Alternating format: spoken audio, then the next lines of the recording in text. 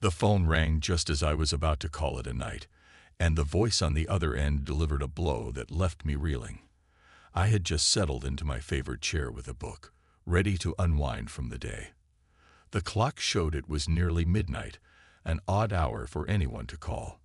I picked up the phone, my mind already wondering if it might be an emergency. "Hello," I answered, my voice slightly weary. "You think your girlfriend is on some work-related trip," a woman's voice said abruptly, "but in reality, right now, she is in bed with her business partner." Before I could respond, the line went dead. I stared at the phone, my heart pounding in my chest. For a moment, I was frozen, unable to process what I had just heard. Eva, my Eva, cheating on me. It couldn't be true. We were happy, weren't we? As I sat there in shock, the doorbell rang. The sound jolted me back to reality. I jumped up and went to the door, half expecting to see someone who could explain this nightmare. But when I opened the door, there was no one there. Only an envelope lay on the step. With trembling hands, I picked it up and tore off the tape. Inside were several photographs. My stomach turned as I flipped through them. There was Eva, unmistakably, in bed with her business partner. The images were grainy, taken from a distance, but there was no doubt about what they showed. I slumped against the doorframe, my mind racing. Who could have sent these? And why? My thoughts were interrupted by the realization that Eva had lied to me. She said she was on a business trip, but here she was, in the arms of another man. I dialed her number, my fingers shaking. She answered on the third ring. "Hey, babe," she said cheerfully. "How's your night?" "Where are you, Eva?" I asked, trying to keep my voice steady. "I told you, I'm in Chicago for the conference." "Why?" I took a deep breath, the anger boiling inside me. "Cut the crap, Eva. I know you're not at a conference. I have photos of you with him." There was a long silence on the other end. When she finally spoke, her voice was cold. "How did you get those?" "It doesn't matter," I snapped. "Why, Eva? Why did you do this to me?" She sighed, and I could almost hear her rolling her eyes. "Look, Darren, it's complicated. I didn't mean for you to find out this way." "Complicated?" I shouted. "You've been lying to me and cheating on me. How is that complicated?" "I'm sorry," she said, but there was no emotion in her voice. "It just happened. It just happened." I repeated, incredulous. "You don't just happen to end up in bed with your business partner." "I can't do this right now," she said, and hung up. I stared at the phone, feeling more alone than ever. The woman I loved had betrayed me, and now she couldn't even face me. I sank to the floor, the photographs scattered around me. How had everything fallen apart so quickly? I sat there for a long time, my mind a storm of emotions. Anger, sadness, disbelief. I thought about all the times Eva and I had shared, all the plans we had made. Was it all a lie? How long had she been seeing him behind my back? As I tried to make sense of it all, my phone rang again. I picked it up, hoping it was Eva, ready to explain. But it was the same anonymous number. "Who is this?" I demanded. "Just someone who thought you should know the truth," the woman replied. "You deserve better, Darren." The line went dead again. I sat there, the words echoing in my mind. I deserved better. But what did that even mean anymore? I didn't sleep that night. Instead, I lay in bed, staring at the ceiling, trying to figure out what to do next. How do you move on when your whole world has been turned upside down? All I knew was that I couldn't let Eva's betrayal destroy me. I had to find a way to pick up the pieces and move forward. As dawn broke, I made a decision. I would confront Eva face to face. I needed answers, and I needed to see the look in her eyes when she gave them to me. Only then could I begin to heal. My wife came in the morning. "Come in," I said curtly, stepping aside. She walked in, her eyes scanning the room as if looking for a clue to my anger. "Darren, I don't know what you think you know, but we can work through this." "Work through this?" I echoed. "You lied to me, Eva. You cheated on me. How are we supposed to work through that?" She crossed her arms, her expression hardening. It's not that simple. Then explain it to me, I demanded. Make me understand why you did this. Eva took a deep breath. Okay, fine. Yes, I slept with him. But it wasn't like I wanted to hurt you. It just happened. It just happened. I repeated, incredulous. That's your excuse. She ran a hand through her hair, looking frustrated. Darren, I was in a bad place. He and I have history. Before you and I got together, we were involved. When we started dating, I thought I was over him. But I guess I wasn't. Why didn't you tell me this from the beginning? I asked, my voice softer now, laced with pain. Because I didn't want to lose you, she said, her eyes finally meeting mine. You were so good to me, Darren. I didn't want to mess that up. But you did, I said, the weight of her betrayal crushing me. You used me. Eva looked away, tears welling in her eyes. I know, and I'm sorry. But I never meant for it to go this far. I felt a surge of anger and moved closer to her, my voice rising. Do you have any idea how much you've hurt me? She flinched but didn't back away. I know, Darren, and I hate myself for it. Why did you even start a relationship with me if you still had feelings for him? I asked, my voice breaking. Was I just a pawn in your game? She took a deep breath, her voice barely above a whisper. Yes. At first, I thought being with you would make him jealous, make him realize what he lost. But then I started to care for you, and I got trapped in my own lies. The room was silent, the air heavy with unspoken words. I could see the regret in her eyes, but it did nothing to ease the pain. I can't do this anymore, I said finally. I can't be with someone who used me like that. Eva reached out, her hand resting on my arm. Darren, please, we can try to fix this. I shook my head, stepping back. No, Eva, it's over. You made your choice, and now you have to live with it. As she left, I felt a strange sense of relief. The confrontation had been painful, but it had given me the closure I needed. I could finally start to heal, to move on from the woman who had shattered my trust. I decided to take revenge on her, so that she would feel the same pain as me. With every click of my keyboard, my resolve hardened. I would make Eva pay for the deceit she had woven around my heart.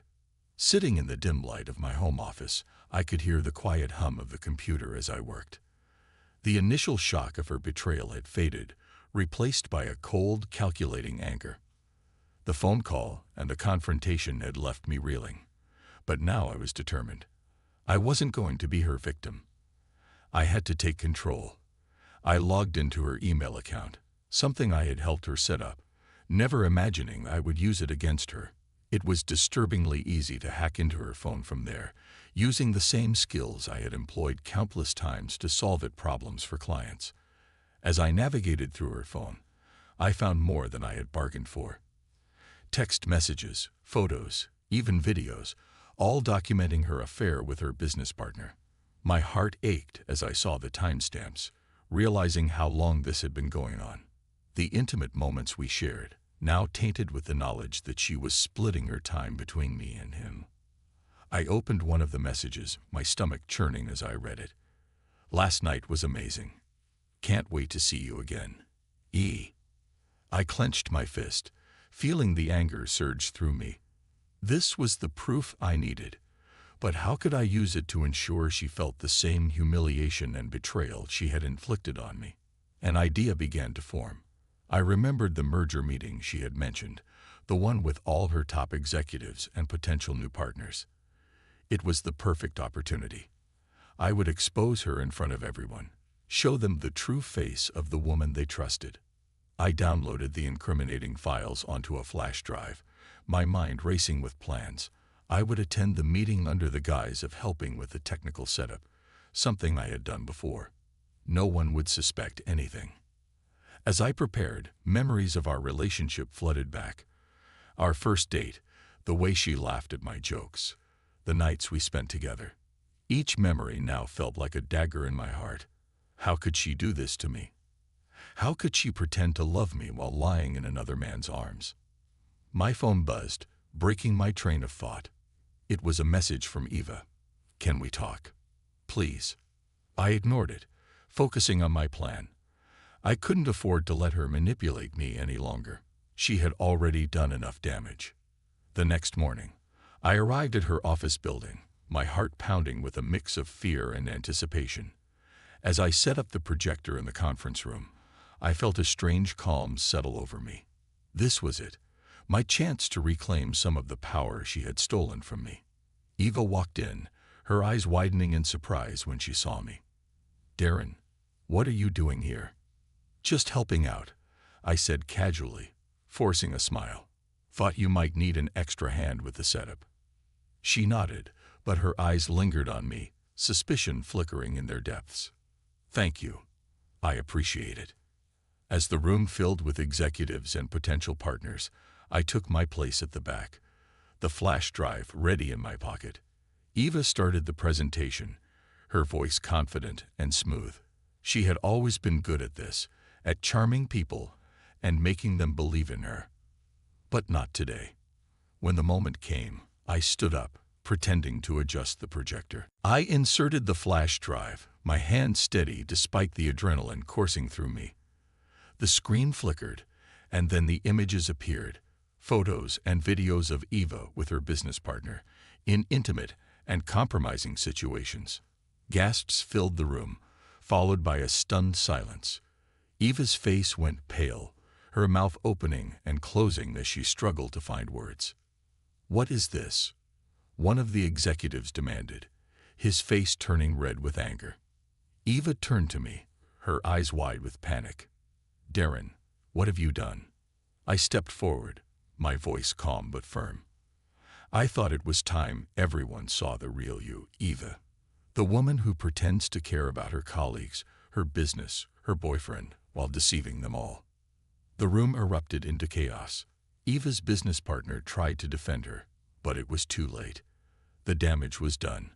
I watched as her world crumbled, a sense of grim satisfaction settling over me. She had betrayed me, and now she was facing the consequences. As I left the room, I felt a strange mix of relief and sorrow. This was not the ending I had imagined for us, but it was the one we had. I had taken back some of the power she had stolen from me, and now I could begin to heal. One where I could finally start to rebuild my life, free from the shadows of her betrayal. Eva had taught me a hard lesson about trust and betrayal, but she had also shown me my own resilience, and for that, I was grateful. The silence after the storm was deafening. As I walked away from the chaos I had created, I couldn't help but wonder if I had gone too far. The conference room's echoes of outrage and disbelief had faded, leaving behind a void that swallowed my thoughts. I stepped out into the bright sunlight, but it did little to lift the heavy feeling in my chest. Eva's world had just imploded, and I had been the catalyst. Her colleagues had looked at her with a mixture of disgust and pity, while her business partner had slinked away, avoiding eye contact with everyone. The once promising merger was now a smoldering ruin, just like our relationship. As I walked to my car, I heard a familiar voice call my name. It was Alan, one of Eva's colleagues. He jogged up to me, his expression a mix of anger and confusion. "Darren, what the hell was that?" he demanded. I took a deep breath. "The truth, Alan. Everyone needed to see the real Eva." He shook his head. "But this, in front of everyone. You destroyed her. She destroyed us." I replied, my voice firm, but tinged with sorrow. "I just revealed the truth." Alan sighed, rubbing his temples. "Look, I get that you're hurt, but there had to be a better way." "Maybe," I admitted, my resolve wavering. "But it's done now." He stared at me for a moment before nodding. "Take care of yourself, Darren. This kind of thing, it leaves scars." As he walked away, his words lingered. Scars. Yes, there were plenty of those to go around. I got into my car and drove home, the events of the morning replaying in my mind. The satisfaction of exposing Eva had quickly given way to a gnawing sense of emptiness. When I got home, I collapsed onto the couch, exhaustion washing over me. I closed my eyes, and memories of our last physical encounter flooded back. It was a night filled with anger and desperate passion, a final act of a relationship that was already fractured. Eva had come over unexpectedly, her eyes red from crying. "We need to talk," she had said, her voice trembling. I nodded, letting her in. We sat on the couch, the air thick with unspoken words. "I'm sorry," she whispered. "I never meant to hurt you like this." "Why did you do it, Eva?" I asked, my voice raw with emotion. "Why use me to make him jealous?" She looked down, tears spilling onto her cheeks. "I thought it was the only way to get him back. I didn't realize how much I would hurt you in the process." Her words cut deep, but so did the sight of her tears. Despite everything, I still felt something for her. Maybe it was love, or maybe just the ghost of it. We moved closer, and before I knew it, we were kissing, our hands tearing at each other's clothes. The encounter was rough and urgent, filled with a mix of anger, sadness, and a desperate need for connection. It was as if we were trying to hold on to the last remnants of what we once had, even though we both knew it was already gone. When it was over, we lay there in silence, the reality of our broken relationship settling over us like a heavy blanket. "I can't keep doing this, Eva," I said finally, my voice barely above a whisper. She nodded, tears still streaming down her face. "I know." The memory faded, leaving me with a sense of finality. That night had been our goodbye, even if we hadn't realized it at the time. The betrayal, the lies, the hurt, it was all too much to overcome. Eva and I broke up, but the next day we got a text message. My phone buzzed, pulling me from my thoughts. It was a text from Eva. "I lost everything. Are you happy now?" I stared at the screen, my heart heavy.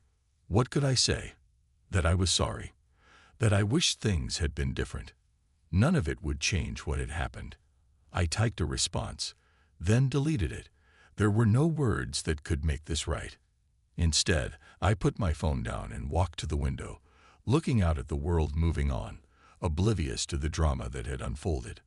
I had taken my revenge, but it had come at a cost. I had hurt someone I once loved, and in the process, I had scared myself.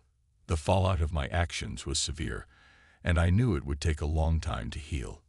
But for now, all I could do was take it one day at a time, learning to live with the consequences of the choices I had made.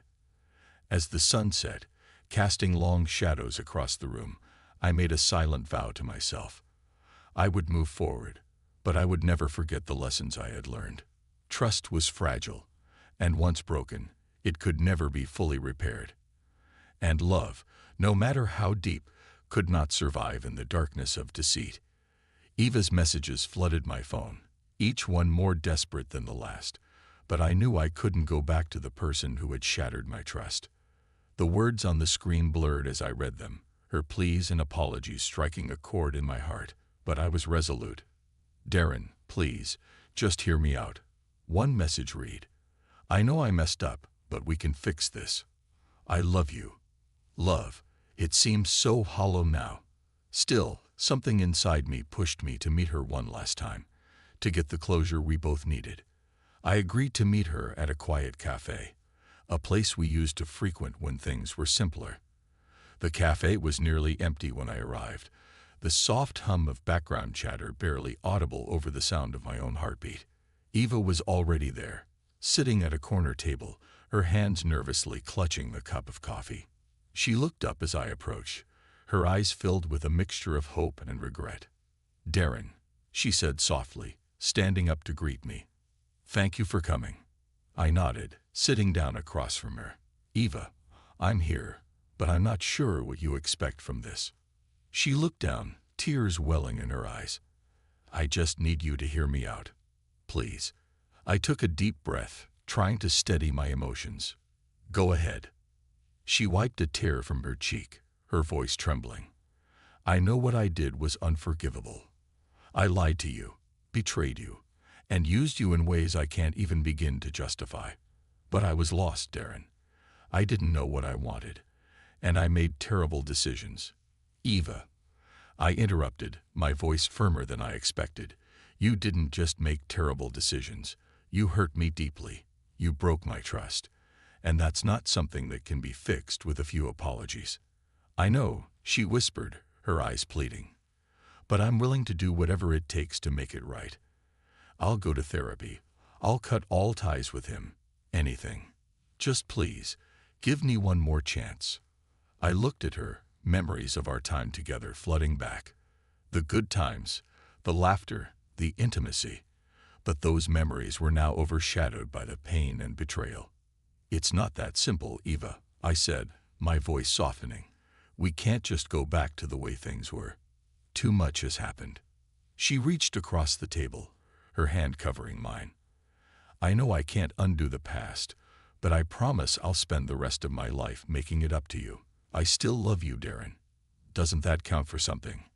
I pulled my hand away, the unresolved tension between us almost palpable. Love isn't enough, Eva. Not anymore.